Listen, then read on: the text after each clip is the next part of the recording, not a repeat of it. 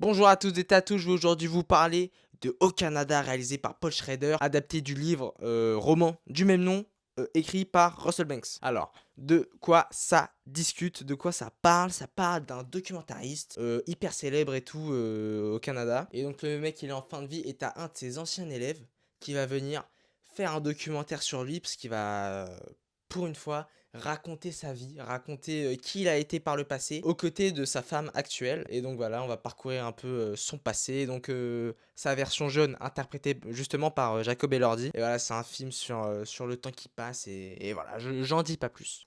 Ok, est-ce que vous êtes prêts, est-ce que vous êtes chaud? Ça commence. Ok, c'est bon. Alors, au Canada.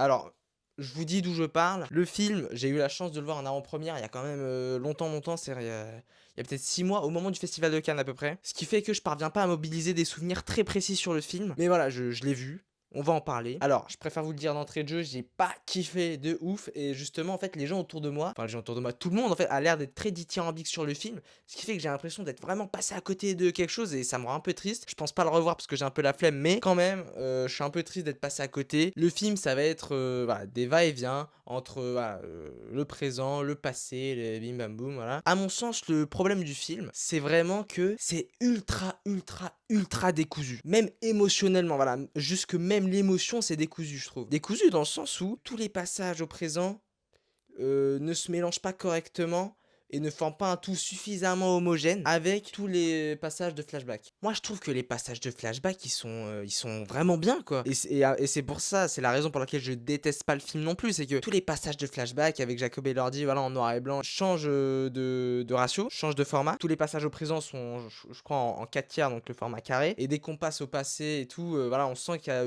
une sorte de libération dans la parole, voilà, il y a jusque même dans le format, il y a une forme de liberté qui s'ouvre à nous, la liberté de ce personnage-là de revenir sur ses souvenirs passés. Donc en format scope, et en plus le format scope il est un peu plus petit que le scope normal, ce qui fait que c'est encore plus étroit, mais du coup sur les côtés, le format il s'ouvre complètement à nous. Et voilà, il y a une ouverture sur le passé que je trouve intéressante visuellement et tout. Tous ces passages-là, je les trouve très beaux. Voilà, quand il s'occupe de son enfant, voilà, quand on le voit avec sa première copine ou sa première femme, je sais plus. Je trouve ça vraiment très joli. Et c'est pour ça que je déteste pas le film. Mais le film, il est extrêmement hétérogène parce que dès qu'on passe aux scènes présentes, je trouve ça pas suffisamment appuyé au niveau de l'écriture pour qu'on comprenne quels sont les enjeux vraiment importants à suivre. Parce que du coup, j'ai l'impression qu'il y a jamais vraiment d'enjeux. Au-delà des enjeux, il y a jamais vraiment de fil conducteur parce qu'on n'est pas obligé de toujours y avoir des enjeux pour que ce soit intéressant. Juste avoir un fil conducteur cohérent. Bah là, c'est pas le cas. Le fil conducteur, c'est juste le personnage qui raconte son histoire. Et à la fin, bah, il a fini de raconter, tu te retrouves un peu comme ça, quoi. Et en fait, ce qu'il raconte, pour moi, c'est pas suffisamment fort pour nous porter pendant 1 heure et demie, en fait. Ce qui fait que, ouais, c'est joli. Et en plus, pardon, hein, mais il y a des séquences de flashback que je trouve tellement gênantes. En gros, il va y avoir des moments, voilà, des scènes un peu lyriques où, en fait, t'as le personnage du documentariste du passé qui va discuter et embrasser et tout sa femme d'aujourd'hui, sa femme actuelle au moment où il fait le documentaire. Et inversement, il me semble hein, si je dis pas de bêtises, inversement aussi. Hein. Mais bon, en tout cas, je trouve ça très gênant. Le fait que vu que je suis pas rentré dans le film émotionnellement et même je parviens pas à croire à ce que je vois et tout, ce qui fait que je vois juste un jeune embrasser une vieille comme ça.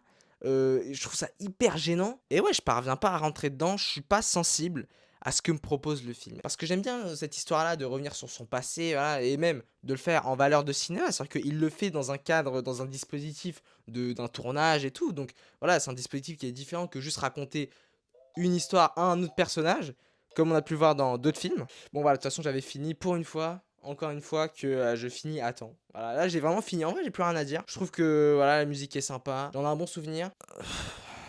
Y a pas grand chose à dire en fait. Voilà, moi je suis vraiment pas sensible à ce que me propose le film. Voilà, je parviens pas à rentrer dans l'univers, dans l'énergie. Voilà. Parce que voilà, je me rappelle quand même que le film avait une aura, une énergie qui était très particulière et qui lui était vraiment propre.